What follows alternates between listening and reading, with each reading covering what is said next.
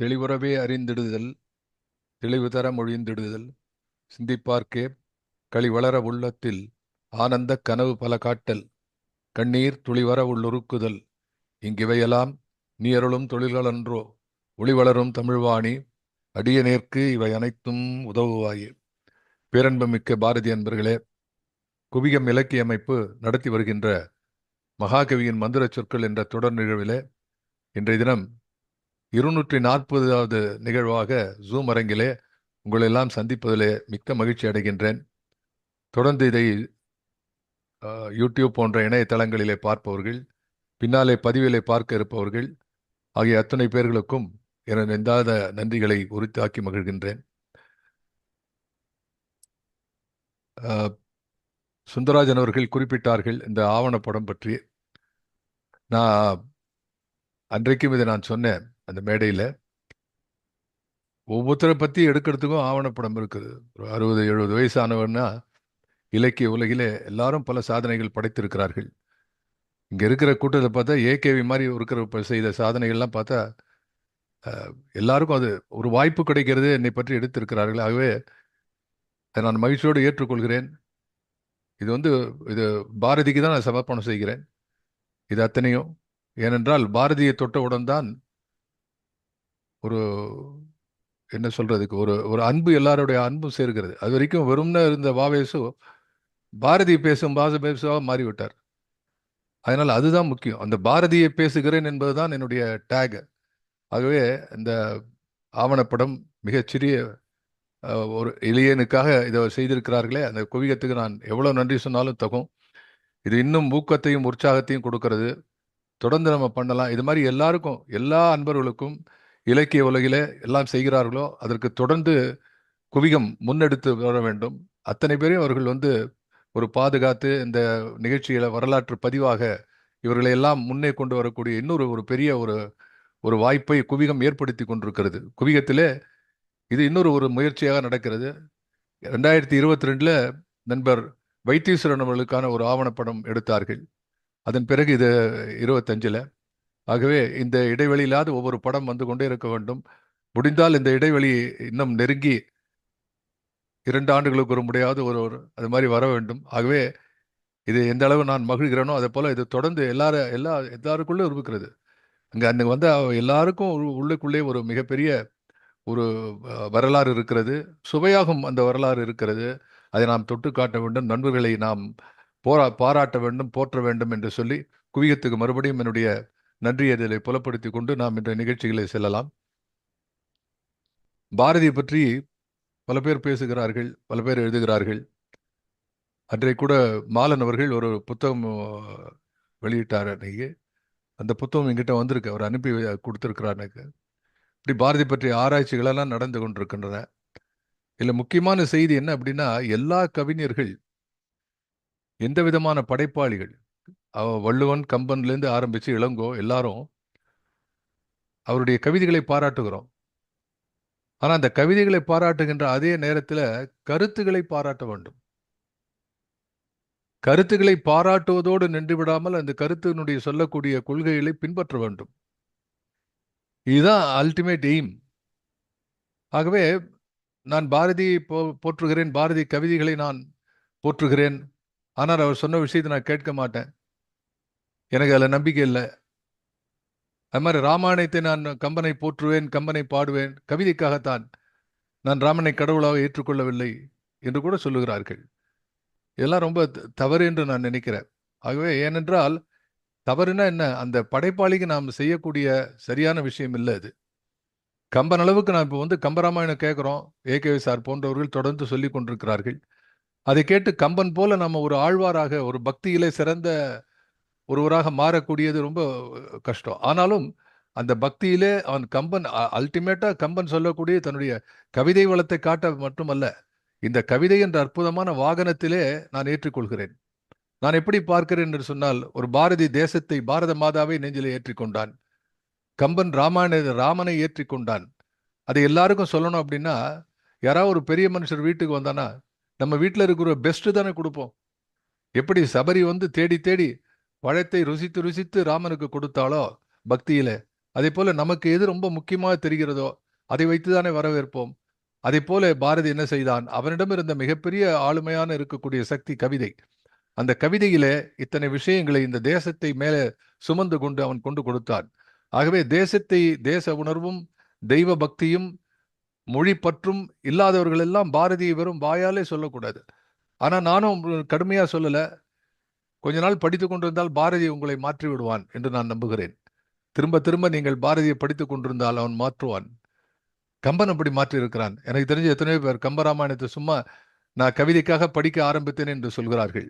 ஆனால் ஒரு காலகட்டத்திலே அவர்களுடைய அந்த முதிர்ச்சி வரும்பொழுது அவர்கள் கம்பராமாயணத்தை தாண்டி கம்பன் காட்டிய ராமனுடைய திருவடிகளை பற்றி கொள்வார்கள். இது நிச்சயமா நிகழக்கூடிய விஷயம். இதுதான் அந்த காலத்தையும் பார்க்குறோம். இப்போ மட்டும் இல்லை, இந்த இந்த இந்து இந்து மதத்தினுடைய பின்னணியிலே இருக்கக்கூடிய இப்போ சங்கராச்சாரியார் வந்தார் என்று சொன்னால் அவர்கள் தன்னுடைய வடமொழியில இருக்க தன்னுடைய புலமை, அந்த ஆற்றல் அதை காட்டவா வந்தார்? இல்ல. இவர்களெல்லாம் பெரியவர்கள், பெரிய ஆற்றல் உடையவர்கள். அந்த ஆற்றலை எல்லாம் ஏன் காட்டினார்கள் என்று சொன்னால், இந்த சமுதாயத்தை செம்மைப்படுத்தவும், தனி மனித ஒழுக்கத்தை மேலோங்கி நிற்கச் செய்யவும் ஒவ்வொரு யுகத்திலும் சில வழிகாட்டிகள் வருகிறார்கள். சுவாமி விவேகானந்தர் அவருடைய ஆங்கில பேச்சை எழுத்தில் தான் நேரில் கேட்க முடியாத இல்லை நமக்கு அந்த வயசில். ஆனால் அவர் ஆங்கிலத்தில் படிக்கும்போது அப்படிப்பட்ட அவருடைய ஆங்கிலத்தை படித்து தான், நான் அவருடைய எழுத்தை படித்து தான் என்னுடைய ஆங்கிலம் மேம்பட்டது என்று சொல்லுவேன். அது ஆங்கிலத்துக்காக is a great speaker, great orator என்பதும் நிறுத்திவிட முடியுமா? Is a great orator, but that oration has to take you to the goal of what he is intending to tell you. எனவேதான் இந்த வெள்ளை தாமரை பாட்டில் இருக்க இந்த பாடல்ல இந்த ஐடியாலாம் இருக்கு. அவன் என்ன சொல்ல வரான் என்று கொஞ்சம் கொஞ்சமாக நம்ம எடுத்து சொல்கிறான். அதைத்தான் பார்த்து கொண்டிருக்கிறோம். ஒரே பாட்டில் இட்ஸ் எ ரேர் திங். ஒவ்வொன்றும் ஒவ்வொரு இடத்துல இருக்கும். எப்படி ஒரு ஒரு இந்த சூப்பர் மார்க்கெட்டில் போனால் எல்லாம் இருக்குமோ, அதுபோல் இந்த இந்த வெள்ளை தாமரையில் இந்த பதிகம் என்று சொல்லக்கூடிய 10 கன்னிகள் இருக்கக்கூடிய இந்த பாடலில் அழகு இருக்கிறது, கவிதை இருக்கிறது, ஓமை இருக்கிறது, பாரதியினுடைய உரிமை நம்ம கூப்பிட்டு சொல்கிறான், வந்து பாடுங்க கேளுங்கன்னு சொல்கிறான். அதை தாண்டி அவனுடைய கொள்கை இருக்கிறது, சமுதாயம் இருக்கிறது, இந்த நாடு இருக்கிறது, நாட்டை தாண்டி வெளிநாடும் இருக்கிறது. ஆகவே பாரதியினுடைய அத்தனை முகங்களையும் பார்க்கக்கூடிய ஒரு 10 பாடலாக இது விரிந்திருக்கிறதே. அதை நாம் தொடர்ந்து பார்க்கலாம். மனதில் நிறுத்திக் கொள்ளுங்கள். இந்த பாட்டு மட்டும் இல்லை, எந்த பாட்டை பாடும் பொழுதும் பாரதியினுடைய அந்த அற்புதமான கவிதை, நடை, தமிழ், அவனுடைய கற்பனை, அவனுடைய உரை வீச்சுகள், இதெல்லாம் தாண்டி சொல்லக்கூடிய விஷயம் இருக்கிறதே, அது ரொம்ப முக்கியம். அது கூப்பிடுறது எப்படி ஒரு ஒரு கையில் ஒரு பலூனை வச்சுன்னு ஏதோ காட்டி, இல்லைன்னா நிலவை காட்டி அன்னை பிள்ளைக்கு சோறுட்டுவது போல நிலவாகி அந்த அமுத ஒளியாக விளங்கக்கூடிய நிலவாகி அந்த கவிதையை காட்டி நம்மை நல்ல கருத்து என்ற ஞானமுள்ள அந்த சத்துள்ள உணவை பாரதி நமக்கு கொடுக்கிறான். அதை பார்த்து விளையாடிட்டு உணவை சாப்பிடாது போயிடக்கூடாது. ஆகவே அதைத்தான் இந்த இந்த பாடலும் வலியுறுத்துகிறது. நம்ம இப்போ மறுபடி பார்க்கலாம். இந்த வீடுதோறும் கலையின் விளக்கம் அதில் பார்க்கலாம். அதில் பாரதி இன்னொன்று சொல்கிறேன். பாரதி தன்னுடைய உரைநடையிலே இதற்கான விளக்கங்கள்லாம் எழுதுறான். நான் சொல்லியிருக்கிறேன் உங்களுக்கு, பாரதி வாழ்ந்த காலத்திலே எவ்வளோ வயசு பாரதி வாழ்ந்தார்? இப்போ 39 வயசு. 39 வருஷம் எழுதலானா? 39 வருஷம் எப்படி எழுத முடியும்? குழந்தை பருவத்திலேருந்து அவர் எழுதின 17 ஆண்டுகள். ஒரு 17 ஆண்டுகள் தான் எழுதியிருக்கிறார். எழுத்து என்று சொன்னால் அவ்வளோ இதுவாக இருந்திருந்தார். ஆனால் அதே நேரத்தில் கவிதை ஒரு 274 கவிதைகள், 274 கவிதைகள். அதே போல் ஒரு 50 கதைகள் அதெல்லாம் சேர்த்தனா ஒரு 50 வரும், சின்னது பெருசெல்லாம் சேர்த்தா. இதன் பிறகு நிறைய கட்டுரைகள் இன்னும் கண்டுபிடிக்காத கட்டுரைகள்லாம் இருக்குது. நிறைய எண்ணற்ற கட்டுரைகள், பாரதியோட கட்டுரைகள் இருக்கிறது, அவனுடைய பதிப்பில் இருக்கு. ஆகவே இது எல்லாற்றிலும் நம்ம திரும்ப திரும்ப பார்க்கக்கூடியது என்ன என்றால், பாரதி எங்கெல்லாம் தன் கருத்துக்களை சொன்னானோ அதை நாம் ஏற்றுக்கொள்ள வேண்டும். அது மட்டுமல்ல, பாரதியினுடைய கருத்துக்கள் அவன் காலகாலத்துக்கு அவனும் எப்படி இந்த கருத்தோடு பிழைபட்டு நின்று பிழை திருத்திக் கொள்வது போல ஆரம்பத்திலே ஒரு நிலையில இருக்கிறான், பின்னாலே ஒரு நிலையில போகிறான் என்று நாம் பார்க்கிறோம். இதுல இந்த வீடுதோறும் கலையின் விளக்கம், வீதிதோறும் இரண்டொரு பள்ளி. அப்போ இந்த கட்டுரையெல்லாம் என்ன செய்யறான் பாரதி, தனது கவிதையிலே சொல்லக்கூடிய அந்த பாடலுக்கான விளக்கங்களை எல்லாம் கட்டுரையிலே கொடுக்கிறான். கட்டுரையில எழுதின எல்லாத்தையும் கவிதையில் அவனால சொல்ல முடியாது. ஆனால் கவிதையிலே சொன்ன அத்தனையும் கட்டுரையில் ஏதோ ஒரு இடத்துல வச்சிருக்கான். சரியாக கவனமாக புரிந்து கொள்ளுங்கள். நீங்கள் தேடி பார்க்கலாம், உங்ககிட்ட புத்தகங்கள் எல்லாம் இருக்கின்றன. இதுதான் ஃபார்முலா. கவிதையிலே சொன்ன அனைத்தை பற்றியும் பாரதி கட்டுரையிலே ஏதோ ஒரு இடத்திலே விளக்கி இருக்கிறான். சிலவற்றை வெகுவாக விளக்கி இருக்கிறான், சிலவற்றை கொஞ்சமாக விளக்கி இருக்கிறான். ஆனா கட்டுரையில சொன்ன எல்லாவற்றையும் அவனால கவிதையிலே எழுத முடியவில்லை. ஏதோ முக்கியமோ அதைத்தான் எழுதலாம். ஆகவே இதை பின்பற்றி நாம இன்றைக்கு அதையும் தொடர்ந்து பார்க்க போறோம். வீதிதோறும் கலையின் விளக்கம், வீடுதோறும் கலையின் விளக்கம், வீதிதோறும் இரண்டொரு பள்ளி என்று எழுதுகிறானே. நாடு முற்றிலும் உள்ளன ஊர்கள், வணக்கம். நகர்கள் எங்கும் பல பல பள்ளி, தேடு கல்வி இல்லாததொரு ஊரை தீயினுக்கிரையாக மடுத்தல். இங்க ஒன்றை சொல்கிறேன். அதாவது நண்பர்கள் இதை கேட்கும்போது, நம்ம நண்பர் வைத்தியநாதன் அவர்கள் எனக்கு தொலைபேசியில தொடர்பு உண்டார்கள். சார், தேடு கல்வி இல்லாததொரு, நீங்க பிரிச்சு சொல்றீங்களே, நாங்களும் உட்காந்து பிரிச்சு பார்த்தேன் சார். தேடு கல்வி இல்லாததொரு ஊரை என்று சொன்னால், தேடு கல்வி என்று வைத்துக் கொள்ளாமே, தேடக்கூடிய கல்வி, தேடு கல்வி என்றே வைத்துக்கொண்டு தேடு கல்வி இல்லாததொருவரை தீயினுக்கிரையாக மடுத்தல் வைக்கலாமா என்று கேட்டார். அப்ப நான் சொன்னேன், இதுல முக்கியமான வினைச்சொல். அதுல என்ன வினைச்சொல் அப்படின்னா, தேடு கல்வி என்று சொன்னால் அந்த வினைச்சொல்லாக அது வராது. அது அட்ஜெக்டிவா மாறிடும். கல்வியினுடைய குவாலிஃபிகேஷன் ஆயிடும். தேடு கல்வி, அதாவது ஆராய்ச்சி, தேடக்கூடிய கல்வி, அப்படி வச்சுக்கலாம். இல்ல நல்லவற்றை தேடக்கூடிய கல்வி, இது எதோ ஒண்ணா வச்சுக்கலாம். ஆனா தேடு கல்வின்னு சொன்னா வினைச்சொல் எப்படி வரும்? தேடு கல்வி இல்லாததொருவை தீயினுக்கிரையாக மடுத்தல் போய் நிற்கும். இந்த தேடு என்ற வினைச்சொல் கிடைக்காது உங்களுக்கு. அப்ப தேடு என்று சொன்னால்தான் அதிலே பொருள் இருக்கிறது. இல்லைன்னா சார், தீயினுக்கிரையாக மடுத்தல் என்ற ஒரு செய்வினை இருக்கிறதே, அதை வினைச்சொல்லாக வைத்துக் கொள்ளலாமே என்றால், தேடு கல்வி இல்லாதது ஒரு ஊரை தீயினுக்கிரையாக மடுத்தல்னா, ஒரே ஒரு ஊர் எங்கேயோ இருக்கு, தேடு கல்வி இல்லாத ஒரு ஊர் இருக்கு, அதை மடுத்தல், அப்படி போயிடும். ஆனால் பாரதி என்ன செல்கிறான்? ஒவ்வொரு இடத்திலும் சென்று பார்க்க வேண்டும். ரொம்ப மகிழ்ச்சி வைத்தியநாதன் அவர்களே. ஏன்னா அவர் நெருங்கிய நண்பர், தொடர்ந்து கொண்டு பேசிக் கொண்டிருப்பவர். இது போல நீங்கள் எல்லாம் அதை எண்ணி பார்க்க வேண்டும். இந்த பாட்டில் என்ன இருக்கிறது, எப்படி சொல்லி இருக்கிறான். ஆஃப்டர் ஆல், இந்த நீங்க எப்படி ஒரு கரன்சி இருக்கோ, கையில ஒரு கரன்சி, அது மூலமா தான் வாங்க முடியும். It can be through anything, UPI, ATM, or whatever card or currency, anything. But இந்த பொருள் தானே வாங்க வேண்டும், என்ன நாணய மாற்று தானே வாங்க வேண்டும். அதே போல ஒரு படைப்பாளி என்ன செய்கிறான், இந்த சொற்கள் என்ற நாணயத்தினாலே அதை கொடுத்து தான் நம்ம வாங்கணும், அதை மாற்றித்தான் நம்ம புரிந்து கொள்ள வேண்டும். ஆகவே தேடு கல்வி இல்லாததோரை தீயினுக்கரையாக மடுத்தல் என்பது, தேடு என்பது அங்க வினைச்சொல்.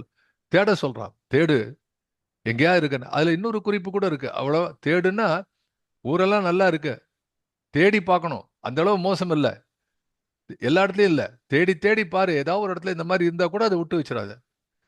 ஈவன் ஒன், சார் 99% வாங்கியிருக்கேன் அப்படின்னா, நல்ல படிக்கிற பையனோட வீட்டில் பெற்றோர்கள் சொல்ல, அந்த ஒரு மார்க் எங்க போச்சு, வாத்தியாருக்கு கொடுத்துட்டியா, உன் மார்க்கு தானே, ஏன் வாங்கல என்பார்களே. அதே போல பாரதி பேசுகிறான், தேடு கல்வி இல்லாததொரு ஊரை தீயினுக்கரையாக மடுத்தல்.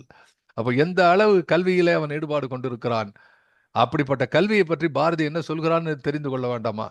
அந்த விளக்கத்தை பாரதி கட்டுரையில் எழுதுகிறான். அதான் நான் சொன்னேன், இந்த இடத்துல அந்த ஃபோர்ஸ் சொல் லிங்க் எப்படி நம்ம லிங்க் கொடுத்து யூடியூப்ல பாக்குறோமோ, அது போல இங்க கவிதையெல்லாம் பாரதியோட லிங்க்ஸ், அதை தொட்டு பார்த்தானா போய் கட்டுரையில போய் நிற்கும், யூடியூப் மாதிரி. ஆகவே இங்க இருக்கிற இந்த கல்வியில தூக்கி பார்த்தா அவன் என்ன எழுதுறான் பார்க்கலாம். அவன் எழுதுகிறான்,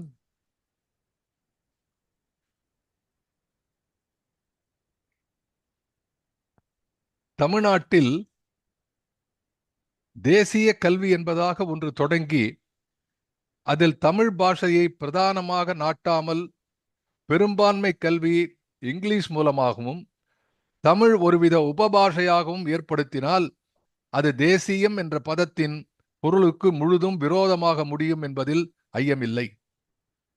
இது நான் படிச்சு காட்டினப்போ ஒருத்தர் சொன்னார், சார் இதுல தேசிய பாஷையில இதுலயே தமிழ் கம்மியா இருக்கு சார், பிரதானமாக நாட்டாமல் ஒருவித உபபாஷையாக இருக்கிறது என்றெல்லாம் எழுதுகிறாரே என்றால், பாரதி வாழ்ந்த 1920 1910 20 விஷயம் வேற, இப்போ இருக்கிறது வேற.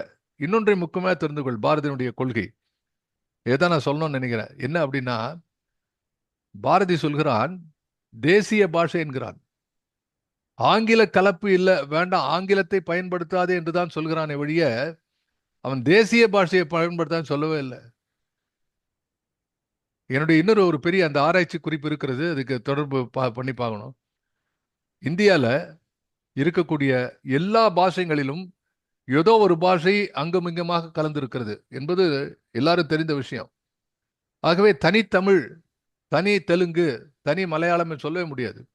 தெலுங்கும் கன்னடுக்கும் எத்தனையோ ஒற்றுமை இருக்கிறது, தமிழுக்கும் கன்னடத்துக்கும் இருக்கிறது, மலையாளத்துக்கும் தமிழுக்கும் இருக்கிறது. இது எல்லாற்றோடும் வடமொழியும் கலந்திருக்கிறது. ஆகவே பாரதி தனி தமிழ், தனி மொழி என்று பேசல. பாரதி சொல்வது என்ன அப்படின்னா, அந்த மொழியினோட சேர்ந்து அந்த கல்ச்சர் இருக்கணுங்கிறான், அந்த பண்பாடு இருக்கணுங்கிறான். What a wonderful idea. இதை உண்மையா புரிஞ்சுனானா இந்த நாட்டில் மொழி தகராறே வராது. அது அப்படி அப்படி நல்லபடியா இருந்துடக்கூடாதுன்னு தான் பாரதியை கிட்ட கொண்டு வர மாட்டேங்கிறாங்க. எல்லாருக்கும் ஒன்று ஒத்துமையா போயிடுமேன்ட்டு பயப்படுறான். எழுதுற பாருங்க, தமிழ் ஒருவித உபபாஷையாகவும் ஏற்படுத்தினால் அது தேசியம் என்ற பதத்தின் பொருளுக்கு முழு விரோதமாக முடிந்துவிடும். தேச பாஷையே பிரதானம் என்பது தேசிய கல்வியின் ஆதார கொள்கை. இதை மறந்து விடக்கூடாது. தேசிய கல்வி, நேஷனல் எஜுகேஷன் என்று சொன்னால் it should have the national language. இது எவ்வளவு முக்கியம். அது நீ அப்புறம் டிரான்ஸ்லேட் பண்ணிக்கோ. ஆனா பாரதியுடைய கருத்து இதுதான். National education should be only in the national language. தேசிய கல்வி என்பது தேசிய பாஷையில் இருக்கணும். அது எந்த பாஷை வேணா இருக்கலாம். அது தமிழாவும் இருக்கா, தெலுங்காவும் இருக்கு, எது வேணா இருக்கலாம். சொல்றான், தேச பாஷை இதை மறந்து விடக்கூடாது. தேச பாஷையை விருத்தி செய்யும் நோக்கத்துடன் தொடங்கப்படுகிற இந்த முயற்சிக்கு நாம் தமிழ்நாட்டிலிருந்து பரிபூர்ண சகாயத்தை எதிர்பார்க்க வேண்டுமானால் இந்த முயற்சிக்கு தமிழ் பாஷையே முதற்கருவியாக ஏற்படுத்தப்படும் என்பதை தம்பட்டம் அறிவிக்க வேண்டும். இப்படி வரான் பாருங்க. இதை தம்பட்டம் அறிவிக்கணுங்கிறான். எல்லாம் தமிழ்ல தான்டா இருக்கணும். தமிழே கற்றுக் கொடுக்கக்கூடிய கல்வி தேசிய கல்வி என்கிறான். What a Nobel thought. நம்ம அதை நினைச்சு பார்க்கணும். அதெல்லாம் வெளியில வரவே இல்லை. பாரதியோட மாதிரி கட்டுரைகள்லாம் வெளியில யாருக்கும் தெரியாமே இருக்கு. இங்கனம் தமிழ் பிரதானம் என்று நான் சொல்வதால் டாக்டர் நாயரை தலைமையாக கொண்ட திராவிட கட்சியார் என்ற போலி பெயர் புனைந்த தேச விரோதிகளுக்கு நான் சார்பாக ஆரிய பாஷை விரோதம் பூண்டு பேசுகிறேன் என்று நினைத்து விடக்கூடாது. அது ஒரு பெரிய அங்க ஒரு பாலிடிக்ஸ் இருக்கு. டாக்டர் நாயர் போன்றவர்கள் எல்லாம் திராவிடம் கட்சி என்று சொல்லி தனித்தமிழ். அப்ப இவர் என்ன சொல்றாரு, இப்படி நான் சொல்றதுனால நான் அந்த உங்க திராவிட கட்சிக்கு வந்துட்டேன்னு நினைக்காதீங்க. எவ்வளவு ஜாக்கிரதை. அதாவது பாரதி எழுதுறாரு பாருங்க. அதுல தமிழ்நாட்டிலே தமிழ் சிறந்துடுக, பாரத தேசம் முழுதிலும் எப்போதும் போலவே வடமொழி வாழ்க, இன்னும் நாம் பாரத தேசத்தின் ஐக்கியத்தை பரிபூர்ணமாக செய்யுமாறு நாடு முழுவதிலும் வடமொழி பயிற்சி மேன்மேலும் ஓங்குக, எனினும் தமிழ்நாட்டில் தமிழ் மொழி தலைபெற்று திகழ்ந்துவிட. Is very clear. எனினும் தமிழ்நாட்டில் தமிழ் தலை சிறந்து விளங்கிடுக. அப்போ பாரதி கல்வி என்று சொல்லும்பொழுது என்னெல்லாம் பேசுறான் பாருங்க. அடுத்து சொல்றான் ஆரம்ப பள்ளிக்கூடம். அதுதான் சொல்கிறான். ஆரம்ப பள்ளிக்கூடத்துல உங்களுடைய கிராமத்தில் ஒரு பாடசாலை ஏற்படுத்துங்கள். இது நமக்கு சொல்லக்கூடியது. உங்களுடைய ஊரில் கிராமத்தில் ஒரு பாடசாலை ஏற்படுத்துங்கள். அல்லது பெரிய கிராமமாக இருந்தால் 2-3 வீதிகளுக்கு ஒரு பள்ளிக்கூடம் வீதமாக எத்தனை பள்ளிக்கூடங்கள் சாத்தியமோ அத்தனை ஸ்தாபனம் செய்யுங்கள். வீதிதோறும் 2 பள்ளி. இந்த லிங்கை தொட்டா இந்த கட்டுரை இங்க வந்து நிற்கிறது. அதே டோன், அதே வேர்டை யூஸ் பண்றான். 2-3 வீதிகளுக்கு ஒரு பள்ளிக்கூடம். இன்னும் சாத்தியமான அதிகமான பள்ளிக்கூடங்களை செய்யுங்கள். அதுல ஒரு எக்ஸ்பிளனேஷன் பண்றான். அதாவது வாய்ச்சொல்லில் வீரரடி என்று பாரதி ஒரு இடத்துல எழுதுறான். அப்ப பாரதியை சொல்லிவிட்டு சாதாரண செயல் திட்டம் சொல்கிறான். இது இந்த செயல் திட்டத்துக்கான பொருள் பின்னாலே நமக்கு தெரியும். இந்த பாட்டிலேயே வருது. இந்த செயல் திட்டம் என்ன சொல்கிறான், ஆரம்பத்தில் 3 உபாத்தியாயர்களை வைத்துக் கொண்டு ஆரம்பித்தால் போதும். நீ பள்ளி ஆரம்பின்னு சொல்லிட்டு அப்படியே விடல. He is giving instruction. ஆரம்பத்தில் 3 உபாத்தியாயர்களை வைத்துக் கொண்டு ஆரம்பித்தால் போதும். இவர்களுக்கு சம்பளம் தலைக்கு மாசம் ஒன்றுக்கு 30 ரூபாய்க்கு குறையாமல் ஏற்படுத்த வேண்டும். What is the year he is telling? 1917-18. 30 ரூபா அப்ப எவ்வளவு பெரிய விஷயம். சம்பளம் கொடுங்க. இந்த உபாத்தியாயர்கள் BA MA பட்டதாரிகளாக இருக்க வேண்டிய அவசியம் இல்லை. ஒன்லி குவாலிபிகேஷனை பார்த்து கொடுக்கக்கூடியதை வச்சு பாரதி மாறி எழுதுகிறான். அவனுடைய கல்வி திட்டத்தை பற்றி ஒரு பெரிய கட்டுரை ஒரு முறை நானும் எழுதின, பல கட்டுரைகள் இருக்கின்றன. கல்வி திட்டம், விவேகானந்தருடைய கல்வி திட்டம், பாரதியினுடைய கல்வி திட்டம். நாங்கள் அந்த காலத்தில் கல்லூரியில் இருக்கும்போது பல கல்வி திட்டங்களை பற்றி எல்லாம் கான்ஃபரன்ஸ் நடக்கும். அதில் நான் பல முறை பேசியிருக்கிறேன். அப்போ அவர் எழுதுகிறார், BA MA பட்டதாரிகளாக இருக்க வேண்டும் என்ற அவசியம் இல்லை. மெட்ரிகுலேஷன் பரீட்சை தேறினவர்களாக இருந்தாலே போதும். மெட்ரிகுலேஷனா இட்ஸ் அபவுட் SLC, இந்த மாதிரி இப்போ +2 அந்த மாதிரி இருக்கு. இதான் ரொம்ப ரசிக்க வேண்டிய இடம். பரீட்சைக்கு போய் தவறினவர்கள் கிடைத்தால் மிகவும் நல்லது. சார் இது மாதிரி யாராவது சொல்லுவாங்களா சார்? ஃபெயில்டு அட்டெம்ப்டட் கேஸ் அவனுக்கு தான் தெரியும் சார் பையனுடைய விவகாரம்.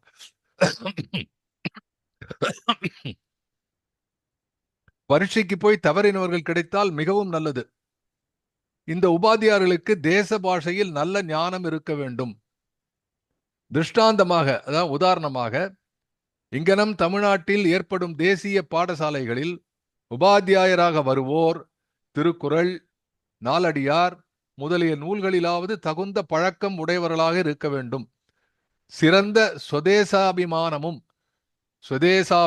தேசப்பட்டு இருக்கணும்.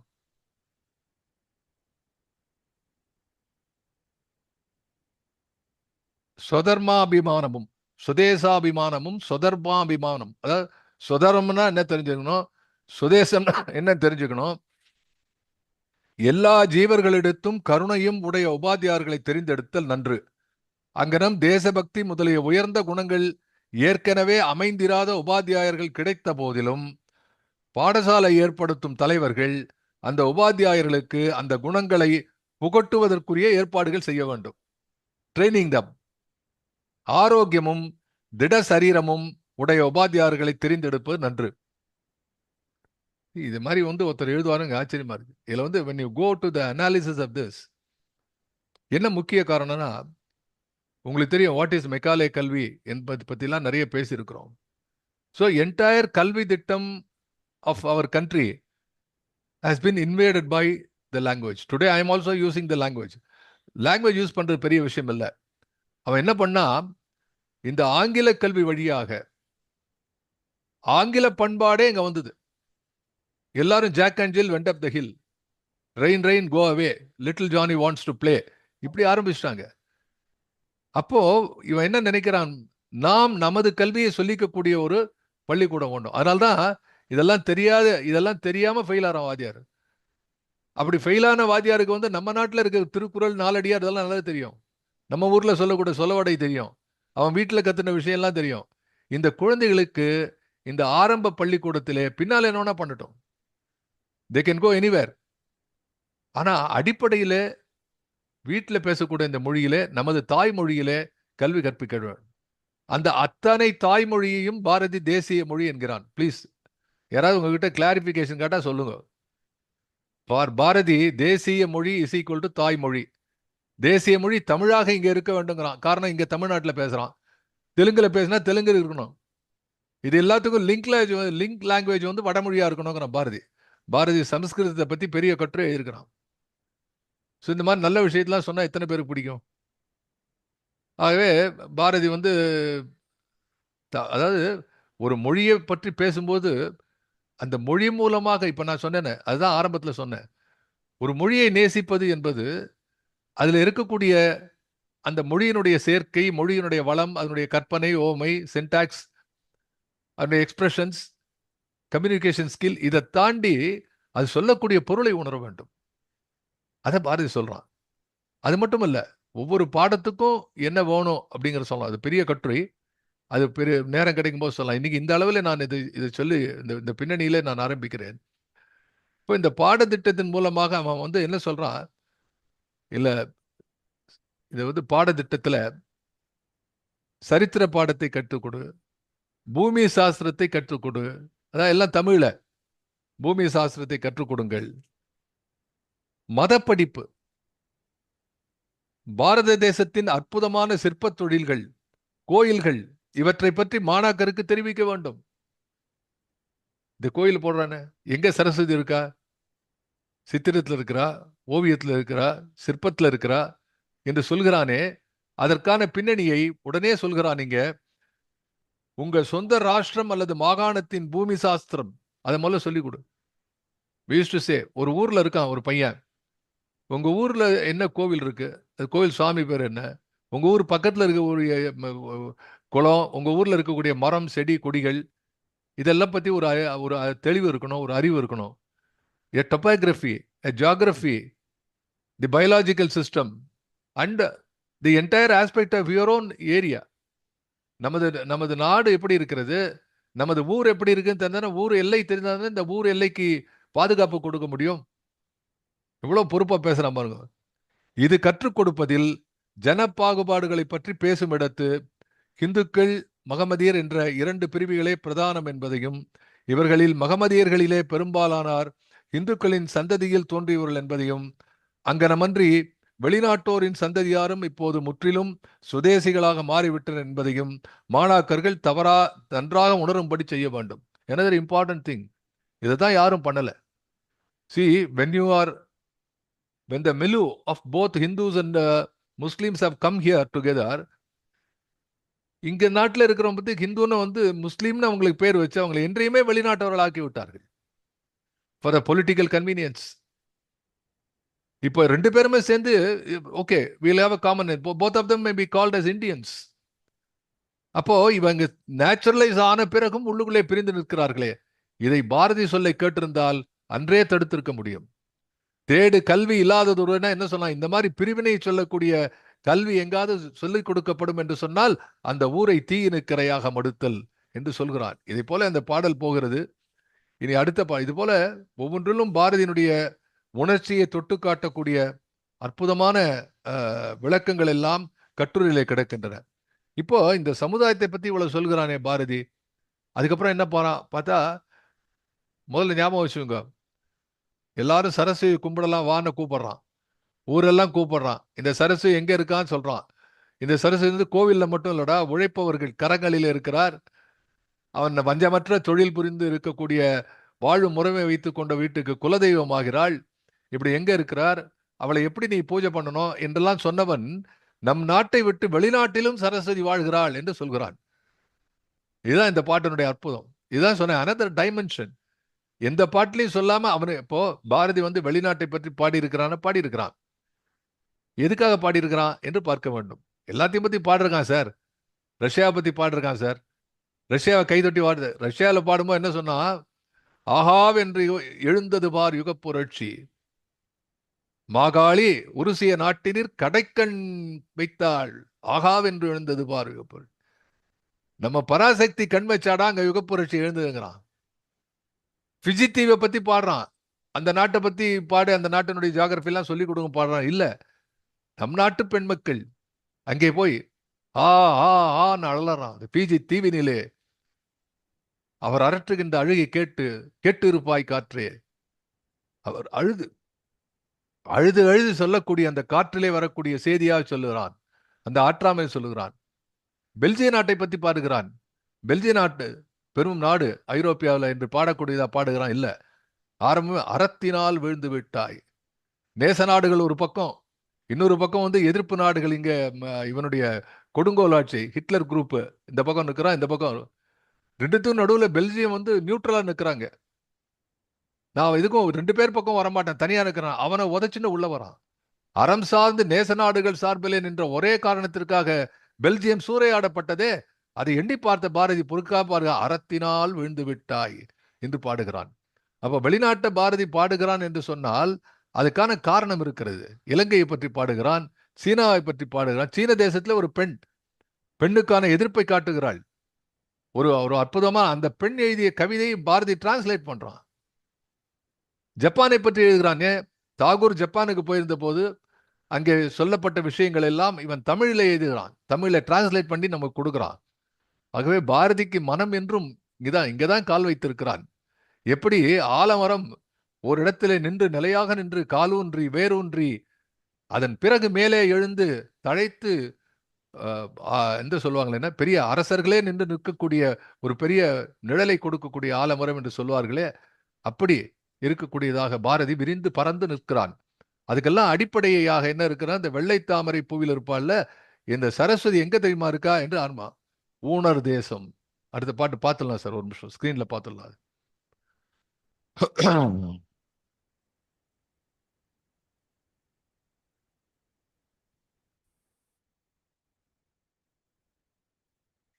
ஊனர் தேசம், யவனர்தம் தேசம், யவனர்தம் தேசம், உதய ஞாயிற்று ஒளிபெரு நாடு, சேன அகன்றதோர் சிற்றடி சீனம், செல்வ பாரசீக பழந்தேசம், தோணலத்த துருக்கம் மிசிரம், சூழு கடற்கு அப்புறத்தினில் இன்னும் காணும் பற்பல நாட்டிடையெல்லாம் கல்வி தேவின் ஒளிமிகும் தோங்க. இவன் என்ன சொல்றான், இந்த சரஸ்வதியினுடைய அருள் எங்கெல்லாம் இருக்கு தெரியுமா? நம்ம நாட்டுல மட்டும் இல்ல,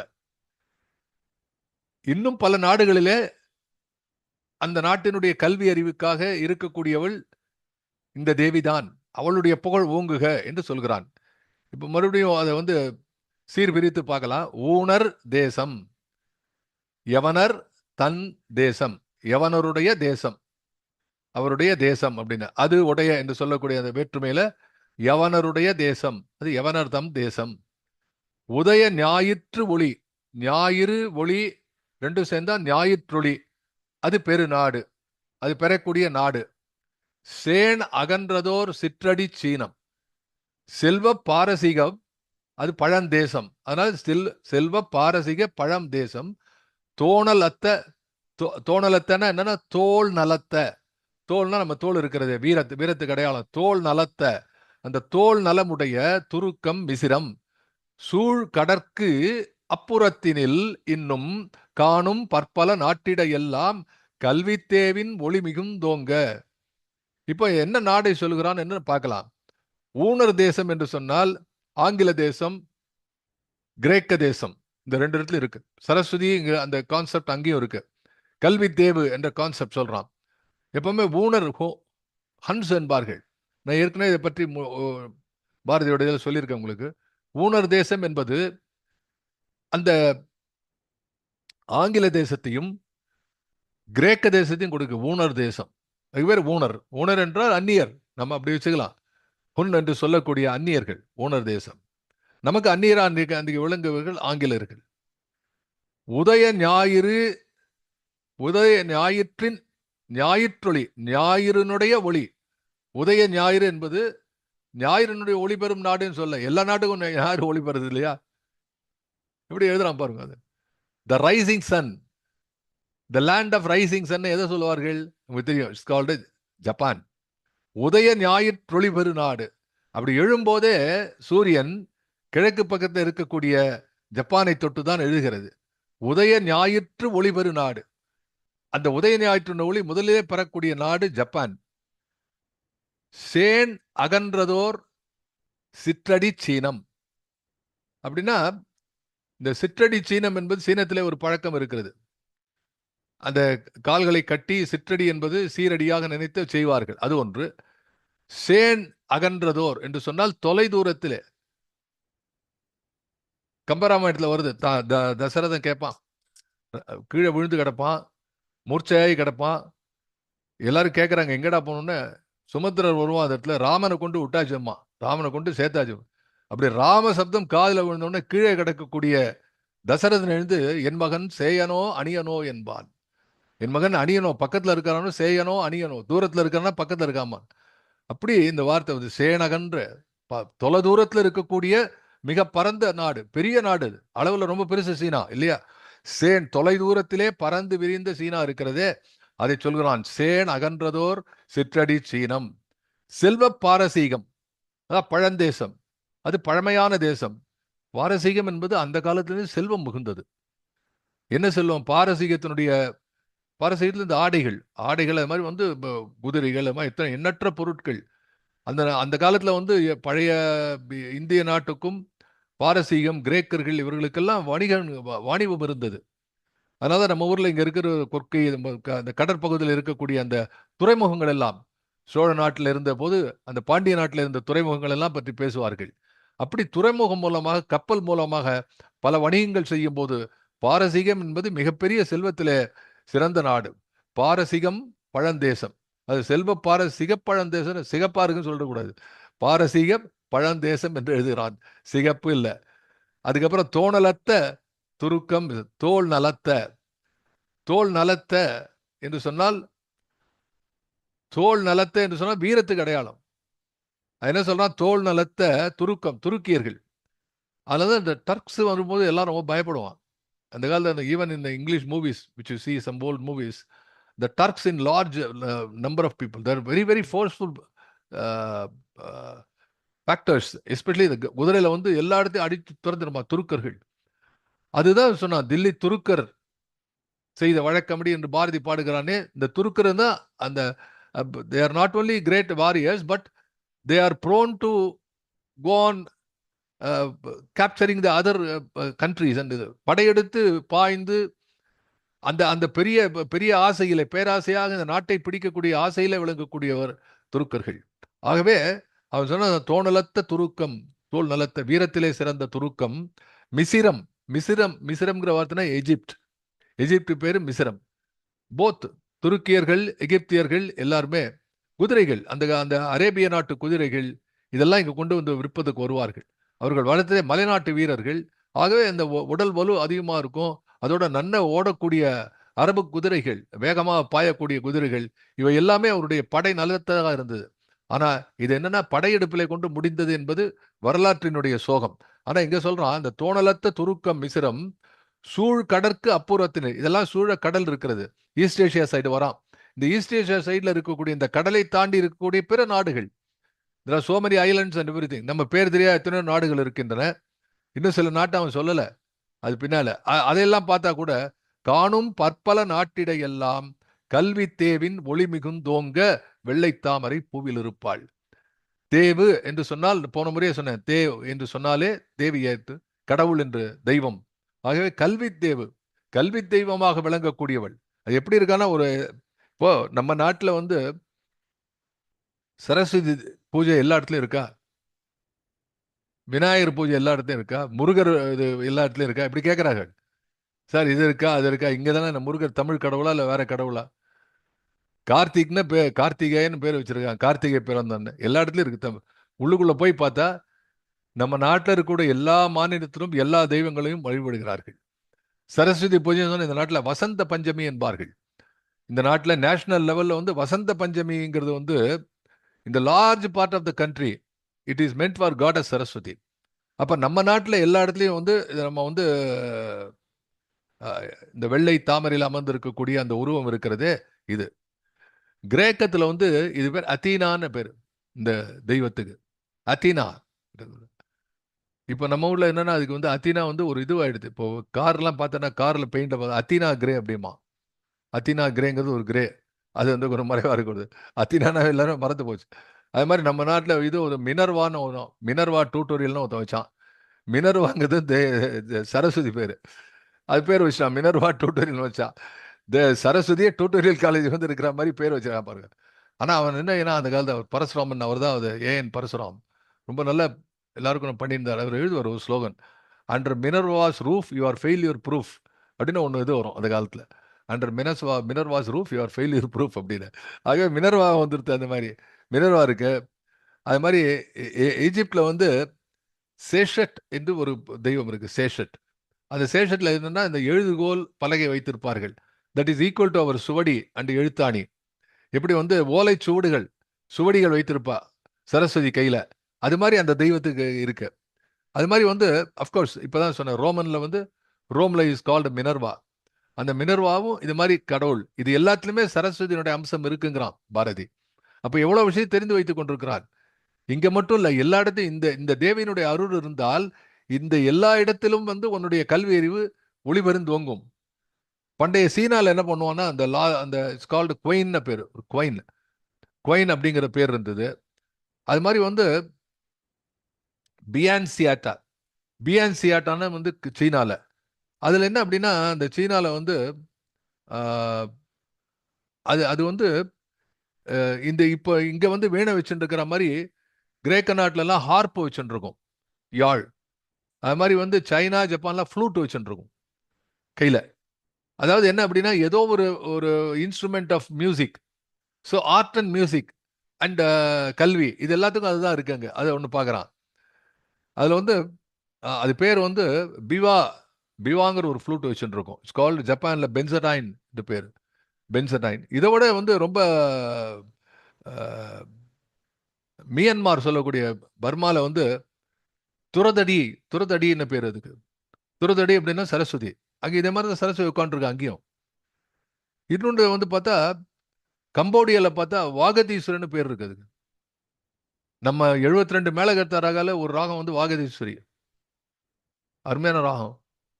அது வந்து இந்த இதில் வந்து வாகதீஸ்வரன் பேர். அப்புறம் இன்னொருத்தர் சொன்னார், சார் கம்போடியாவில் வந்து சரஸ்வதிக்கு பாரதினே பேர் இருக்குங்கிற. சரஸ்வதிக்கு வந்து பாரதினா பேர், அது வந்து அந்த ஊரில் இருக்கு. அது மாதிரி வந்து இதில் தாய்லாண்டில் வந்து சுரஸ்வட்டி, சரஸ்வதிங்கிறது போல சுரஸ்வட்டி அப்படின்னு பேர், கிட்டத்தட்ட அதே பேர் தான். இவர்கள் வந்து நாட்டியத்தில் பெரும் தாரகையாக விளங்கக்கூடிய டாக்டர் பத்மா சுப்பிரமணியம் அவர்கள் ஒரு முறை வந்து ஒரு பெரிய லெக்சர் கொடுத்தாங்க. அதில் எப்படின்னா, நம்ம ஊரில் இருக்கிற ராமாயணம் எங்கே எந்த ஊர்லலாம் இருக்குன்ட்டு அது எல்லாரும் சொல்லியிருக்காரு நிறைய பேர். டாக்டர் நாகசாமி அதை பற்றி ஆய்வு செய்தே பேசியிருக்கிறார்கள் புக்கொழிற. ஆனால் பத்மா சுப்பிரமணியம் செய்ததில் ஒரு சிறப்பு என்ன அப்படின்னா, அந்தந்த நாட்டில் இருக்கக்கூடிய டான்ஸில் ராமர் எப்படி டெபிட் பண்ணுறாங்க, அதில் எப்படி ராவணனை எப்படி டெபிட் பண்ணுறாங்க அப்படிங்கிறதெல்லாம் அவங்க சொல்லி காமிச்சாங்க. ரொம்ப குவைட் சம் டைம் பேக், 20-30 வருஷம் முன்னாடி இருக்கும். அதை பார்த்த அனுபவம் இருக்கிறது. ஆகவே இந்த நாடுகள் எல்லாவற்றையும் இருக்கக்கூடிய நாடுகளிலே இந்த இதெல்லாம் பரவி இருக்கிறது பாரதி தான். Now what we want to understand as Bharathi அன்பர்கள், 1918க்குள்ள 17-18ல பாரதி இத்தனை தெரிஞ்சு வச்சுட்டு இருக்கான். இந்த மாதிரிலாம் வந்து கூகுள் கிடையாது, அப்புறம் ஏஐ கிடையாது, அது கிடையாது, ஒன்றும் கிடையாது. இந்த நாட்டில் இருக்கிற பேரெல்லாம் சொல்றான். இப்ப எப்படி இதெல்லாம் எப்படி சாத்தியமாச்சு என்று சொன்னால் அது இறையருள். இதையெல்லாம் ஏன் செய்தான்? மறுபடியும் is it to show that is so much scholarly? அதான் முதல் பாயிண்ட் என்ன அப்படின்னா, எப்படி ஒரு லிங்க் வருதுன்னு பாருங்க. பாரதி காசியில இருக்கிறான். காசிக்கு சென்ற பாரதி தென் தமிழ்நாட்டிலே இருக்கக்கூடிய ஒரு பிராமண குடும்பத்திலே ஒன்றுமறியாத ஒரு குடும்பத்தில் பிறந்தவர். ஒரு சாதாரண மரபு சார்ந்த பழைய பஞ்சாங்கங்களாக இருக்கக்கூடிய குடும்பம். அது அவர் அந்த நூலில் பார்க்க முடியும். மாலனுடைய நூலில் அவர் குறிப்பிட்டிருக்கிறார். அதில் அது எங்க எல்லா செய்திகளையும் சேர்த்து சொல்லியிருக்காரு. I remember. பாரதிய சகோதரிக்கு வந்து 3 வயசுல திருமணம். 3 வயசுல திருமணம். போய் காசிக்கு போயாச்சு. இப்போ பாரதி வந்து பால்ய விவாகத்தை மறுக்கிறான், வெகிமெண்டா மறுக்கிறான். மண்டையம் சீனிவாச வீட்டில் வந்து இன்ஸ்பைட் ஆஃப் ஆல் தட் பாரதியுடைய நண்பராக இருந்தும் அவர் வீட்டில் அந்த குழந்தைக்கு திருமணம் நடத்திய போது பாரதி கொதித்தெழுகிறான். நான் வரமாட்டேன், என்ன இது மாதிரி பண்ணிட்டு இருக்கேன். எதுக்குரிய அம்மாளுக்கு அப்படி நடந்தது? அதை பாரதி ஒத்துக்கொள்ளவில்லை, வருத்தப்படுகிறான். அவருக்கு எதிர் திசையில இருந்த ரைட் ஆனரபிள் சீனிவாச சாஸ்திரியார் மிதவாதிகள், கோகலே கோகலே கட்சின்னு இழிவுபடுத்தி பாரதி பாட்டு எழுதுகிறார். அவர் வந்து அவருடைய பெண்ணுக்கு வந்து பால்ய விவாகம் செய்ய மாட்டேன் என்று, அந்த பெண் ருதுவான பிறகுதான் கல்யாணம் செய்வேன் என்று உறவினர்லாம் எதிர்த்து போராடி அவர் அதை செய்த போது பாரதி தன்னுடைய பத்திரிகையில பாராட்டி எழுதுகிறான், இந்தியா பத்திரிகையில பாராட்டி எழுதுகிறான். அப்போ பாரதி தன்னுடைய கொள்கையில ஒரு நேர்கோட்டிலே நின்றான் என்று சொன்னால் அவனை உருவாக்கியது எது? அந்த வறுமை. அவன் அவன் வாழ்ந்த போது பார்த்த அந்த சாதாரண ஒரு ஒண்ணுமே தெரியாது, எட்டயபுரத்தை தாண்டி ஒன்றும் தெரியாது. அவன் அங்கிருந்து தந்தை மறைந்த பிறகு காசிக்கு செல்கிறான். காசிக்கு செல்லக்கூடிய பாரதி அங்க பார்த்து காளியினுடைய ரூபத்தை பார்த்து பயந்து போகிறான். ஐயோ, இப்படிலாம் ஒரு தெய்வமா? எல்லாத்தையும் அடித்து கொல்ற மாதிரி ஒரு தெய்வம் வேண்டாங்கிறான். த டெமனிஸ்ட் காடஸ், டெமன் லைக் காடஸ் அப்படின்னு அதை எழுதுறான் பாரதி. பின்னாலே காளி பக்தனாக மாறுகிறான். அப்ப இந்த மாற்றம் பாரதி பாரதி வந்து பாரதியினுடைய வாழ்க்கையில பார்க்கும்போது is called Shelley Dasan. Shelley கேள்விப்பட்டிருக்கீங்களா? ஷெல்லியை பத்தி. ஷெல்லி வந்து அக்னாஸ்டிக், நான் பிலீவர். அவன் கடவுள்லாம் எதுவுமே கிடையாதுன்னு சொல்லி அவன் வந்து அவன் ஷெல்லி படித்த காலத்துல ஆங்கிலேயர்கள் நடத்தக்கூடிய அந்த காலத்து அவன் இருந்த வாழ்க்கையில இருந்தல அவனை காலேஜை விட்டு வெளில அனுப்பிச்சிட்டாங்க. அவன் அப்பாவை வீட்டை விட்டு தொத்துட்டான். நீ என்னடா கடவுள் எல்லாம் ஒன்றும் இல்லைன்னு சொல்லிட்டு இருக்க, நான் பிலீவரா இருக்க அப்படின்னு தெருவில் தெரிஞ்சுட்டு இருக்கான் அவன். அந்த ஷெல்லி பாரதி யாருக்கும் தாசன் சொன்னதே கிடையாது. அவன் காளிதாசன் தான். மனிதர்களுக்கு யாருமே அவன் தாசன் என்று சொன்னது கிடையாது. ஒரே ஒரு ஆள் ஷெல்லிதாசன் தான். கங்கை கடற்கரையிலே கீதையை படித்தான், உபநிடதங்களை படித்தான். அதே நேரத்தில் அதே கங்கை படிக்கட்டுகளில் அமர்ந்து கொண்டு ஷெல்லியும் படித்தான். அப்படி படித்தவன் ஒரு நாஸ்திகனாக மாறக்கூடிய சான்ஸ் எவ்வளவு இருக்கு? கடவுள் மறுப்பிலே அவன் போய் சேர வேண்டிய ஆளு. அவனை திசை திருப்பது யாரு? அது ஒரு வாழ்க்கை வரலாறு. பின்னாலே நிவேதிதா அன்னையை பார்க்கிறான். நிவேதிதா என்னுடைய குரு என்று சொல்கிறான். நிவேதிதா இவனை குருவாக ஏற்றுக்கொண்டது, இவனை சீடனாக ஏற்றுக்கொண்ட நேரத்திலே நிவேதிதா அவர்கள் விவேகானந்தரை விட்டு பிரிந்து ஆயுத புரட்சியிலே ஈடுபடக்கூடியவர்களாக இருந்தார்கள். நேர நேதாஜி குரூப் எல்லாம் தாங்க முடியல. பிரஷர். அரவிந்தர் அதில் ஈடுபட்டு பின்னாலே இங்க வந்து பாண்டிச்சேரியில் வந்து மௌனமாக மாறிவிட்டார், ஆன்மீகத்திலே மாறிவிட்டார். அப்போ அந்த சுதேச போராட்டத்தில் இருக்கக்கூடிய பிரஷர் ஒவ்வொருத்தராக வரும்போது பாரதி கொஞ்சம் கொஞ்சமாக தன்னை உருமாற்றி கொண்டு வருகிறான். கொஞ்சம் கொஞ்சமாக உருவாற்றி வந்து கடைசியிலே அவன் 10 ஆண்டுகளிலே 8 ஆண்டுகளில் எழுதக்கூடிய விஷயங்களிலே இந்த நாட்டுக்கு தேவையானவற்றையெல்லாம் எழுதிவிட்டு சென்றான். அதனுடைய முற்ற முடிவாக பிழிந்த பிழிவாக தத்துவத்தின் கொடுமுடியாக விளங்கக்கூடியதான் இந்த கல்வியை பற்றி ஏனுது. இந்த தான் கல்வி, இந்தபடி கல்விதான் வரணும் என்றெல்லாம் எழுதுகிறானே, அதைத்தான் அவன் எழுதுகிறான். இது போல பார்க்கும் பொழுது நம்ம இதுல வந்து இப்ப இந்த பாட்டுல காணும் பற்பல நாட்டிடையெல்லாம் கல்வி தேவின் ஒளிமிகுந்தோங்க. இவ எத்தனை பேரும் இருக்கணும்ப்பா. சரி, என்ன சார் இந்த நாட்டெல்லாம் பத்தி பேசினா, நீங்க இந்த கல்வியை பத்தி இவன் சொல்றதெல்லாம் எப்படி சார் அப்படின்னா, இப்போ அடுத்த ஸ்டான்ஸாக ஆரம்பம் தான் நான் சொல்லியிருக்கேன், அதையும் பார்த்துடலாம். நெக்ஸ்ட் அதுல என்ன வருதோ அதனுடைய பின்னணிக்கு பாரதிக்கு எவ்வளவு கோபம் வந்திருக்குங்க தெரியுது. அதுல சமுதாயத்தை பற்றி எவரே அக்கறையோட இருக்கும். அதை பார்த்துடலாம், ஸ்கிரீன்ல பார்த்துடலாம், ஒரு வாட்டி படிக்கலாம். அது ஞானம் என்பதோர் சொல்லின் பொருளாம் நல்ல பாரத நாட்டிடை வந்தீர் ஊனமின்று பெரிதிழைக்கின்றீர் ஓங்கு கல்வி உழைப்பை மறந்தீர் மானமற்று விலங்குகள் ஒப்ப மண்ணில் வாழ்வதை வாழ்வனலாமோ போனதற்கு வருந்துதல் வேண்டா உண்மை தீர்ப்ப முயல்வும் வாரீர். சொல்ல பாருங்க, இதெல்லாமா பேசுறது? Somebody is writing the Shelley's quotation, can spring be far behind. இதுல நீங்க யோசிச்சு பாருங்க, வெள்ளை தாமரை பூ இப்படி ஆரம்பிச்சான், ரொம்ப சாஃப்டா ஆரம்பிக்கிறான். வெள்ளை தாமரை பூவில் இருப்பாள், வீண செய்யும் மொழியில் இருப்பாள், கள்ளமற்ற முனிவர்கள் கூறும் கருணை வாசகத்துக்கு உட்பொருளாவல் சொல்லிட்டு இங்க வந்து லேசா எல்லாரும் கிட்ட வந்த உடனே தலையில குற்றான். ஞானம் என்பதோர் சொல்லின் பொருளாம் நல்ல பாரத நாட்டிடை வந்தீர்.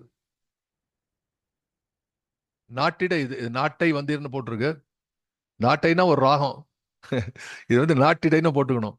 நல்ல பாரத நாட்டிடை வந்து, ஏப்பா நீ எந்த பாட்டு பிறந்திருக்க? சாதாரண இடம் இல்லப்பா இது. ஞானம் என்பதோர் சொல்லின் பொருளாம். என்ன வார்த்தை பாருங்க. ஞான மிகுந்த நாட்டில் நீ வல்ல, ஞானத்திலே பரமோனத்திலே அன்னதானத்திலே கானத்திலே மிகு அதாவது அவன் வந்து இதை அரிசியை அடிக்கும் போதே அவன் வந்து முதல்ல ஞானத்தை கொண்டு வான். ஞானத்திலே பரமோனத்திலே என்று ஆரம்பிக்கிறானே, அப்படி ஞானம் இருக்கக்கூடிய நாடு என்று சொல்லல இவன் இந்த இடத்துல. இங்க என்ன சொல்கிறான்? ஞானம் என்பதோர் சொல்லின் பொருளாம். The meaning of ஞானம் is equal to பாரத நாடு. Can anybody say like this? பாரத நாட்டினுடைய இன்னொரு பெயர் ஞானம். அப்படிப்பட்ட இந்த நாட்டிலே வந்தீர், எவ்வளவு பெரிய வாய்ப்பு உங்களுக்கு.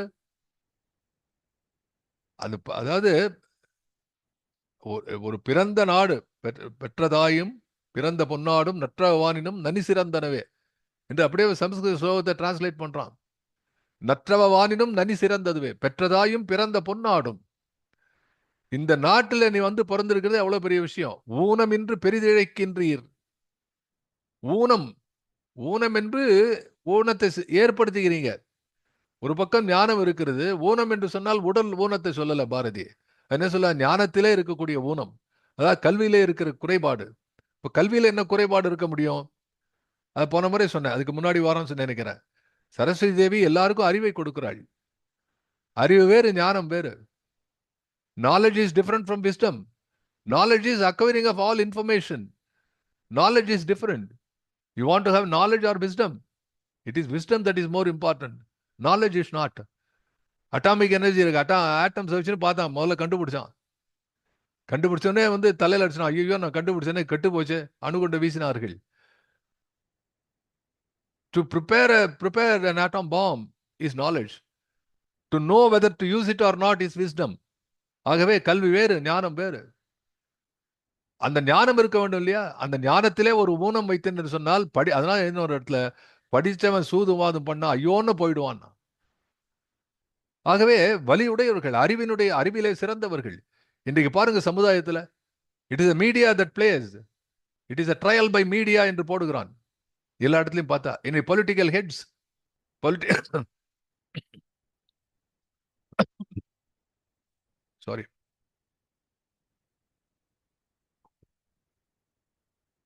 political wars, opinion formations. You don't know anybody. Crores of people are there. And one simple fellow is trying to represent. Who is going to tell you whether he is good, bad, ugly? It is a media. And media has become so powerful today that they are bringing lobby. Whether it is right or not, namakku therilla kodamburudhu. Government is bringing out a particular policy. 50% are part of the media telling it is good, part of it says no. And when you listen to the debates, குழப்பம் தான் அதிகமாக இருக்கு. I don't see any more debates at all. Absolutely. அப்போ இந்த அறிவு திறன் இருக்கிறதே, it is like a sharpened edge, a knife with a sharpened edge. கத்தியினுடைய அந்த பிளேடு, கத்தியினுடைய அந்த பிளேடுன்னு சொல்றோமே அந்த பகுதி, அது எவ்வளோ ஷார்ப்பா இருக்கோ அந்த அளவுக்கு கைப்பிடி மொக்கையா இருக்கணும். அதே ஷார்ப்பு கைப்பிடியில இருந்தானே கையை வெட்டிடும், அதை பயன்படுத்தவே முடியாது. இதை நம்ம புரிந்து கொள்ள வேண்டும்.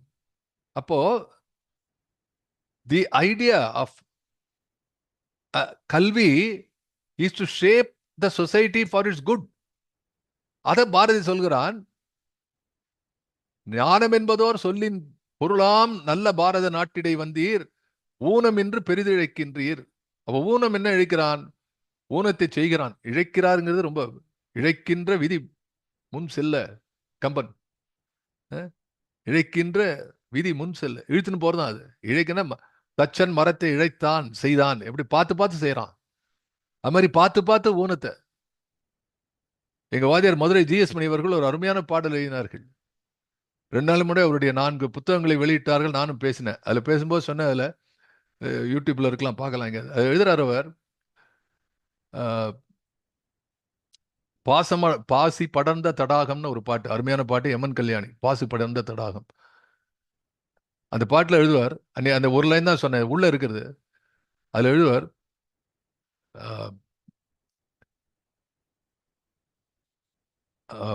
உதவா ஆணவத்தை பயின்றாய் போதாதோன்னு ஒரு வரும்.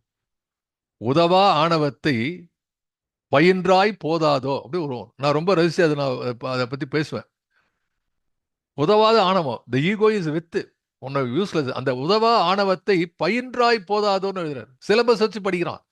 1ஆம் கிளாஸ்ல ஒரு சிலபஸ், 2ஆம் கிளாஸ்ல ஒரு சிலபஸ், கல்லூரியில ஒரு சிலபஸ், PhDல ஒரு சிலபஸ். என்ன? ஆணவத்தை வளர்ப்பதற்கு. இந்த உதவாத ஆணவத்தை பயின்றாய் போதாதோ. You are learning it. எதை கத்துக்கணுமோ அதை கத்துக்கலைங்கிறது ஒரு குறைய, எது கூடாதோ அதை கத்துக்கிறான். நீ படிக்காத தப்பு கிடையாது, ஆனா தீயதை போதை மருந்து சாப்பிட்றான். அப்படின்னா எவ்வளோ double way it is wrong. அதான் சொல்றான், ஞானம்ங்கிறதுக்கு ஈக்குவலா இருக்கக்கூடிய நாட்டில் பிறந்த நீ இன்று ஊனம் இழைக்கின்றாய், ஊனத்தை பயின்று கொண்டிருக்கிறாய். அதிலே போயிட்டு நீ அதையே பாடத்திட்டம் மாதிரி, சிலபஸ் மாதிரி வச்சுட்டு இன்னைக்கு இதை பண்ணலாமா, அடுத்து என்ன பண்ணலாம், இவ்வளவு மோசமான விஷயம் செய்கிறோமா, இல்லை இன்னும் எவ்வளவு மோசமா இருக்கு. இதை சொல்வதற்கு மீடியாக்கள் இருக்கின்றன. ஒரு தவறான செய்தி சொன்னால் இவன் அடுத்து பார்க்கறான். Today it's very horrible to C. எப்படி இந்த ரேங்கிங் போடுறாங்களோ அது மாதிரி இருக்குது. நல்ல விஷயத்துக்கு ரேங்க் மாதிரி தீய விஷயத்துக்கு டுடே ரேங்க் ஸ்டார் தேர். மோசமான ஒரு விஷயம் இருக்குன்னா அதுல 1, 2, 3 இன்னும் much deeper and deeper. I am sorry to say I cannot explain it publicly more than that. But all of you know what is happening in the media. ஒரு செல்போனுக்குள்ள எவ்வளவு தீய சக்திகள் இருக்குன்னு பார்த்தா ரொம்ப கஷ்டமா இருக்கு. இதுக்கெல்லாம் பாரதி அன்றைக்கே வருத்தப்படுகிறான். ஊனம் சொல்றான், ஊனம் இன்று பெரிதிருக்கின்றீர், ஓங்கு கல்வி உழைப்பை மறந்தீர். ஓங்கு கல்வி உழைப்பை மறந்தீர். என்ன சார் இப்படி எழுதிருக்கிறான்? பாட்டு. ஓங்கு கல்வி உழைப்பை மறந்தீர்னு எழுதியிருக்கிறானே, வாட் இஸ் த மீனிங் அப்படின்னு சொன்னா, கல்வி இஸ் ஈக்குவல் டு உழைப்பு. ஓங்கு கல்வி உழைப்பை மறந்தீர். கல்வி எதுக்கு? உழைப்பதற்காக கல்வி கற்றுக்கொள்கிறாய். உழைப்பதற்கு, ஊர் வாழ்வதற்காக உழைக்க வேண்டும். அதனோட ரூட்டு. நீ உழைக்க, நீ வந்து அறிவினாலோ உடலினாலோ நீ உழைக்கக்கூடியது. எப்படி உழைக்கிற? கல்வி இருப்பதனாலே உழைக்கிறாய். இப்படி திருகினா இப்படி போகும், இப்படி போனா இப்படி வரும் என்று சொல்லி எப்படி நீ அந்த உழைப்பை ஏற்படுத்திக் கொள்கிறாயோ, அந்த உழைப்பை உனக்கு தருவது கல்வி. அந்த பெற்ற கல்வியை நீ உழைப்பு, இந்த சமுதாயத்துக்கு உழைப்பதனாலே அது என்ன செய்யறான் இந்த இடத்துல? ஓங்கு கல்வி உழைப்பை மறந்தீர். அதுவும் சாதாரண கல்வி அல்ல, ஓங்கு கல்வி, உன்னை உயர்த்தக்கூடிய கல்வி. உன்னை உயர்த்தக்கூடிய கல்வி படிச்சுட்டு, படிக்கிறது ராமாயணம், இடுவது ராமர் கோவில் தானே, அந்த மாதிரி நல்ல எல்லாம் படிச்சுட்டு நல்ல அழகான லாங்குவேஜ்ல. Today I find, I am sorry to say, there is a YouTube where பாரதியை பத்தி ரொம்ப கொச்சையா பேசியிருக்கிறாங்க. அது நிறைய பேர் எனக்கு அனுப்பினார்கள். சார் நீங்க கேட்டீங்களா இதை பத்தி எல்லாம் பேசி, இப்படி பேசுறீங்களே பாரதியை பத்தின்னு. யூ ஹேவ் டு இக்னோர், அவ்வளவுதான். ஆகவே இந்த மொழி தெரிந்து எப்படி வந்து பெற்ற அன்னையே தூக்கி இருக்கிறானோ ஒருவன், அது எவ்வளவு கொடுமையோ அதை போல செய்து கொண்டிருக்கிறார்கள். பாரதி பேசுகிறான், ஓங்கு கல்வி உழைப்பை மறந்தீர், மானமற்று விலங்குகள் ஒப்ப. சோ மக்களுக்கும் மாக்களுக்கும் என்ன டிஃபரன்ஸ்னா அதுதான் அந்த வித்தியாசம் சொல்றான். ஊனம், ஞானத்தில்லாத ஞானத்திலே ஊனம் இழைத்தனாலே மானமற்று விலங்குகள் ஒப்ப மண்ணில் வாழ்வதை வாழ்வனலாமோ. இப்படி வாழக்கூடிய ஒரு வாழ்க்கை, இதை வாழ்வு என சொல்லலாமோ? இந்த அடிமை வாழ்வு, சீரழிந்த வாழ்வு, நீ உன்னையே அறிந்து கொள்ளாத வாழ்வு, உன் நாட்டை நீ அறியாத வாழ்வு, உன் நாட்டினுள்ள உயர்ந்த கல்வி ஞானம் தான். சார் இதெல்லாம் வந்து சரஸ்வதி பூஜைக்கு பாடுறான். சரஸ்வதி பூஜை அன்னைக்கு உங்களை பக்கத்துல உட்காந்து கூப்பிட்டு ஏதாவது சுண்டல் கொடுப்பான்னு பார்த்தா செவிட்டில் ஏன்டா இதை மாதிரிலாம் இருக்கீங்களேன்ட்டு. That is Bharathi. அவனுடைய மீசையும் முண்டாசும் வந்து என்றைக்கும் அந்த அந்த அந்த உள்ளே இருக்கக்கூடிய தீய மறைச்சதே கிடையாது. அதனால சொன்னான், அக்னி குஞ்சொன்று கண்டேன்னா. ஒவ்வொரு அக்னி கொஞ்சம் அங்க ஜெயிச்சுட்டு போனான், பத்திக்கு ஒண்ணு. அது எழுதுறான் பாருங்க, மண்ணில் வாழ்வதை வாழ்வனலாமோ. சரி, ஓகே, இவ்வளவு திட்டியாச்சு வாத்தியார்லாம், ஏன்டா இந்த மாதிரி யூஸ்லெஸ்ஸா இருக்கீங்க? சரி, ஓகே, லாஸ்ட் 2 மினிட்ஸ்ல, இன்னும் 2 மினிட்ஸுக்கு 1 மினிட்ல வாத்தியார் என்ன பண்ணுவார்? சரிப்பா போனது போட்டோம், இனியாவது ஒழுங்கா இருப்பா. நல்லா அடிச்சு கிடிச்சு சொன்னது. கடைசி சொல்லுவான், போனதற்கு வருந்துதல் வேண்டா, புண்மை தீர்ப்ப முயலவும் வாரியர். இந்த புண்மை இழிவு இருக்கிறதே, இதை தீர்ப்பதற்கு இனிமேலாவது முயற்சி செய்வோம். அப்படின்னா என்ன அர்த்தம்? சரஸ்வதி போற அன்னைக்காவது மனம் திருந்தி இனிமே ஒழுங்கா வாழ்வேன்னு சொல்ல மாட்டியா? What an inclusive idea, what an in-depth idea, what a compassion, what. புரியவே இல்லை எனக்கு. இது மாதிரி ஒரு பாட்டு எங்க உலகத்துல கூட எங்கேயும் பார்க்க முடியாது. In any other religion or any other country you cannot. ஒரு தோத்திர பாடல், அந்த பாட்டுல உன்னை கூப்பிட்டு நீ பண்றதெல்லாம் உன்னை திட்டிட்டு, சரிடா இன்னமையாவது ஒழுங்காரு. ஆகவே பாரதி என்ன நினைக்கிறான்? ஒவ்வொரு பூஜையும், ஒவ்வொரு விநாயகரோ பராசக்தியோ காளியோ சரஸ்வதியோ, இந்த ஒவ்வொரு பூஜையும் நீ திருத்தத்துக்கு ஒரு வாய்ப்பாக எடுத்துக்கொள்ள வேண்டும். அப்ப என்ன ஃபைனல் சம்மிங் அப் அப்படின்னா, நீ இதையெல்லாம் நீ இறைவனிடம் சென்று பார்க்கும் பொழுது இது வேண்டும் அது வேண்டும் என்று கேட்காதரா, உன்னை திருத்திக் கொள்வதற்கு வாய்ப்பாக எடுத்துக்கொள். நீ திருந்துவதற்கு இது ஒரு வாய்ப்பாக, டேர்னிங் பாயிண்ட். பார்த்த உடனே அதான் ஒரு போர்டு எழுதினான், ஸ்பீடா போகணும். If you go faster then speed you won't see any more போர்டுன்னு எழுதிருந்தான் ஒருத்தன். ஏன்னா அதோட போயிடும். அது ரோட்ல எழுதி வச்சிருக்கான், if you go faster you won't see next board, அவ்வளவுதான். அது மாதிரி வந்து இந்த வாழ்க்கையில போகக்கூடிய இந்த வேகத்துல விவேகம் இல்லாத வேகம் எத்தனை ஆபத்து, எனவே அதை சொல்கிறான். ஆகவே இன்றைய தினம் இந்த அளவிலே நம் நேரமாகிவிட்டது. ஆகவே இதை சம்ம பண்ணனா, நான் முதல்ல ஆரம்பிச்சது போல ஒரு கவிஞனை எல்லாம் அழகு இழகெல்லாம் ரசிக்கிறது, எல்லாம் இவ்வளவு அழகு இதெல்லாம் இருக்குது. ஆனா அது எல்லாத்துக்கும் தாண்டி உள்ளுக்குள்ள அவன் சொல்லக்கூடிய ஒரு கருத்து இருக்கிறதே, அந்த கருத்து அவனும் அதைத்தான் செய்தான். அது எப்படி வந்து ஒரு ஒரு இதுல வந்து என்ன, மருந்துக்கு தேர்ந்தடவி கொடுப்பது போல அவன் இத்தனை சல்லாபங்களோடு, மொழியினுடைய உல்லாசங்களோடு, மொழியினுடைய உற்சாகத்தோடு, கவிதை நடியிலே, சந்த நடையிலே, சிந்து பாட்டிலே, அழகிய ராகத்திலே இசையோடு கூட்டி குயில் போல பாடி சென்றானே. இதையெல்லாம் நம்மை திருத்துவதற்காக, இந்த சமுதாயத்திற்காக. அதை மறந்து விடக்கூடாது. அதை தொடர்ந்து பார்ப்போம் என்று சொல்லி விடைபெறுகிறேன். நன்றி, வணக்கம்.